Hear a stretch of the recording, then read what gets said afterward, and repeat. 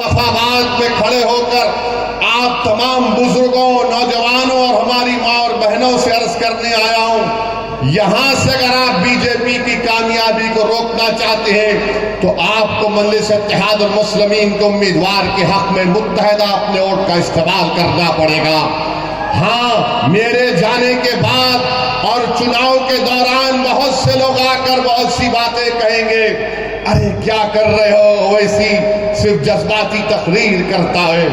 अरे जज्बाती तकरीर अगर तुम नहीं कर सकते तो इसमें मेरा क्या गलती है, मेरी क्या गलती है? मगर याद रखिए, मैं जज्बाती तकरीर नहीं करता हूं, मैं सच्चाई को बयान करने की कोशिश करता हूं। इम्तियाज जलील को हराने वाले कौन मुसलमान थे? इम्तियाज जलील को हराने वाले मुसलमान थे औरंगाबाद में। नासिर सिद्दीकी को हराने वाले कौन थे? मुसलमान थे। धूलिया से जहां पर मजलिस का एमएलए था, फारूक शाह को हराने वाले कौन थे? हमारे ही सफों में वो मीर जाफर और मीर सादिक के एजेंट छुपे हुए, वो दोबारा मुस्तफाबाद को भी आएंगे, आकर तुमसे कहेंगे मैं तुमको कह रहा हूं। किसी शायर ने बड़ा अच्छा कहा था, वो शेर याद आ रहा है। क्या कहा था शायर ने? वाकिफ नहीं है जो लोग सफर के उसूल से, वाकिफ नहीं है जो लोग सफर के उसूल से, साये की भीख मांग रहे बबूल से। ये वो लोग हैं आकर वही सेकुलरिज्म का पुराना राग लगाएंगे। रे कहां का सेकुलरिज्म है बताओ? ये सेकुलरिज्म है कि केजरीवाल को बेल मिल जाती है और दूसरों को नहीं मिलती? कौन सा सेकुलरिज्म है बताओ ये? मेरे अजीज दोस्तों और बुजुर्गों, मेरी आप सदैवन गुजारिश है कि मुत्तहदा तौर पर अपने वोट का इस्तेमाल करिए। डरने और घबराने की जरूरत नहीं है। अब हमारे जाने के बाद मजलिस के उम्मीदवार का जलसा हो चुका तो लोग आके बोलेंगे देखो बीजेपी को रोकना है, यकीनन रोकना है। कोई आकर अगर ये कहेगा कि देखो अपने बच्चों को समझाओ वरना गब्बर सिंह आ जाएगा,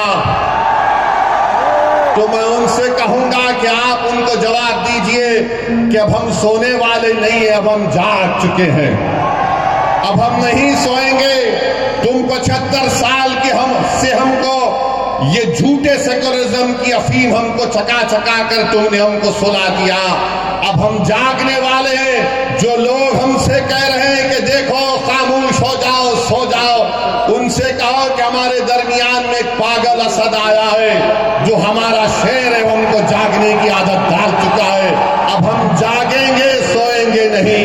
अब हम होशमंदी से अपने वोट का इस्तेमाल करेंगे। मेरे अजीज दोस्तों और बुजुर्गों, आपकी आवाज आपके हाथ में है, आपकी आवाज आपके हाथ में है। अगर हमारी इस बहन की ये जज्बाती बातें जो ताहिर हुसैन की वाइफ ने, उनकी बेगम ने आपके सामने कही, थोड़ी देर के लिए ये भी सोचिए कि हमारे हर घर की कहानी है, ये हमारे हर घर की कहानी है। मेरे भाई, इज्जत की जिंदगी अगर गुजारना है तो सिर्फ नारों से हम इज्जत की जिंदगी नहीं गुजार सकते। अगर हम मुस्तफाबाद में सफाई का इंतजाम चाहते हैं, मुस्तफाबाद में वो ब्रिज रोड की ट्रैफिक जहां पर उसका मसला हल करना चाहते हैं, हम अच्छा पीने का पानी हासिल करना चाहते हैं, हम स्कूल चाहते हैं, कॉलेज चाहते हैं, तो सिर्फ नारों से नहीं होगा। तुमको अपनी आवाज को भिजाना पड़ेगा, दिल्ली के विधानसभा में लड़ना पड़ेगा तुमको, और उसके लिए आपको एक वोट का सही इस्तेमाल जब आप करेंगे तभी आपको कामयाबी मिलेगी।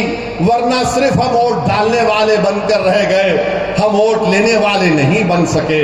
वोट हासिल विधानसभा चुनाव के मिशन 2025 के बाद में पहले जनता दर्शक शुरू दिल्ली में था, बहुत शानदार।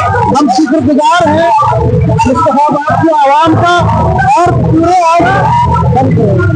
पूरे आज जो है दिल्ली के अंदर जो सेकुलर पार्टियां तथा कथित जो मुसलमानों को धोखा देती आई थी, उनके अंदर बेचैनी हो गई है। आज जो बिगुल बचा है उसका असर आने वाले कई दिनों तक पूरे विधानसभा चुनाव में आपको देखना मिलेगा।